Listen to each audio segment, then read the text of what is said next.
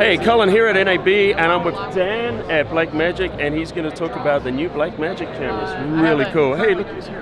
Hey, hello, what's going on?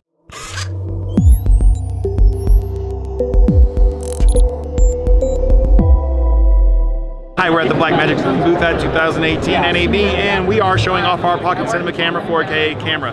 This is the successor to our wildly popular Pocket camera. Obviously, it is an Ultra HD camera capable of going up to 4K, doing Ultra HD, as well as recording in a 1080 HD format as well. But it has a lot of the same similarities you'll see with the original Pocket camera. It's using the same micro 4/3 lens mount, still recording to SD cards, and still using the same LPE6 batteries. But there's new things about this as well. This is using a 4/3 size sensor. It records to CFast cards, as well as the aforementioned SD cards, as well as being able to record out the USB-C to a drive. So if I want a little flash drive or a multi-terabyte drive to record to, it goes directly out to that as well.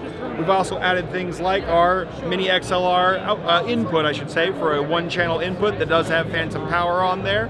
You'll see things like the giant 5-inch screen on the back, very responsive touchscreen, very low gloss.